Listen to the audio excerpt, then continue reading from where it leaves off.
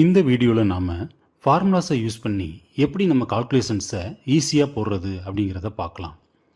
இந்த ஃபைலில் 4 மாணவர்களோட 5 பாட மதிப்பெண்கள் பதியப்பட்டிருக்கு.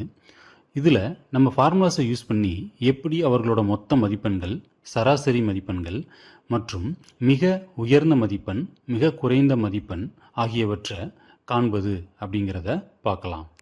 இப்போ முதல் மாணவியின் மொத்த மதிப்பெண் எனக்கு H3 அப்படிங்கிற செல்லில் வேணும்.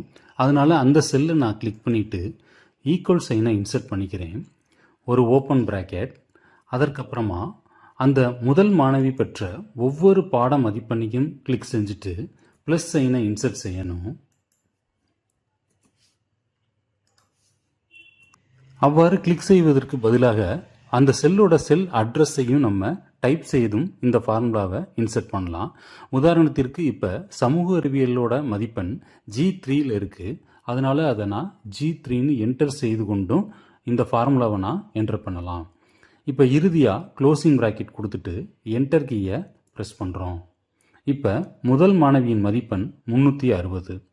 இப்போ அடுத்த மாணவியோட மொத்த மதிப்பெண்ணை வேறு வகையில் கண்டுபிடிப்போம்.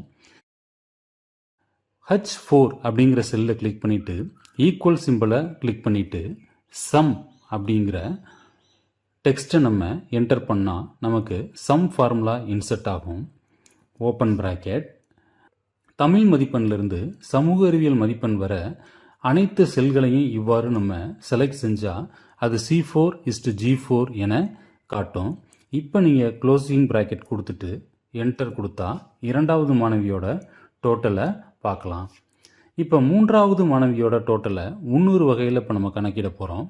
ஃபார்முலா பாரில் ஈக்குவல் டு போட்டு நீங்கள் ஃபார்முலாவை ஃபார்முலா பார்லையும் இன்சர்ட் பண்ணலாம். இவ்வாறு மாணவர்களின் மொத்த மதிப்பெண்களை பல்வேறு வகையில் நம்ம கணக்கிடலாம். இப்போ அடுத்ததாக தருண்கிற மாணவனோட மொத்த மதிப்பெண்ணை கண்டுபிடிக்க நான் அதற்கு மேலே உள்ள செல்லிருந்து ஃபார்முலாவை அப்படியே காப்பி பண்ண அந்த செல்லோட ரைட் பாட்டம் கார்னரில் கொண்டு வரும்போது நீங்கள் பார்க்கலாம் கர்சர் ப்ளஸ் மாதிரி மாறுது. அதை லெஃப்ட் கிளிக் பண்ணி ட்ராக் பண்ணி கீழே இழுத்தோம்னா அந்த ஃபார்முலா காப்பியாகி அந்த இறுதியாக உள்ள மாணவனோட மொத்த மதிப்பெண்ணை காட்டுது. இப்போ இதே போன்று நம்ம சராசரியும் கண்டுபிடிக்கலாம். ஈக்குவல்ட் ஆவரேஜ் ஓப்பன் பிராக்கெட். அந்த 5 பாடங்களோட மதிப்பெண்களை நம்ம செலக்ட் செய்கிறோம். Closing bracket enter. இப்போ கீழே உள்ள 3 மாணவர்களோட சராசரியை கண்டுபிடிக்க நம்ம மிக எளிதாக இந்த கார்னரை பிடிச்சி அப்படியே ட்ராக் பண்ணி மற்ற மாணவர்களோட சராசரியை நம்ம எளிதாக கண்டுபிடிக்கலாம். இப்போ அடுத்ததாக இப்போ நிறைய மாணவர்கள் தேர்வு எழுதியிருந்தாங்க அப்படின்னா மொத்த மாணவர்கள் எத்தனை, அதாவது எத்தனை செல்லில் வேல்யூஸ் இருக்குது அப்படிங்கிறத கவுண்ட் பண்ணுறதுக்கு கவுண்ட் ஃபார்முலா அப்படின்னு ஒன்று இருக்குது. அப்போ ஈக்குவல்ட் கவுண்ட்டுன்னு போட்டு எந்த செல்லிருந்து எந்த செல் வரைக்கும் நமக்கு மதிப்புகள் இருக்குது அப்படின்னு கண்டுபிடிக்கணும் அப்படின்னா அது வரைக்கும் நம்ம ட்ராக் பண்ணிவிட்டு க்ளோசிங் ஃபார்முலா கொடுத்துட்டு என்ட்ரு கொடுத்தா இப்போ 4 மாணவர்கள் அப்படின்னு காட்டுது. இதே மாதிரி நீங்கள் இங்கிட்டு ட்ராக் பண்ணால் அனைத்து பாடங்கள்லையும் தேர்வு எழுதிய மாணவர்களோட எண்ணிக்கை தெரியும்.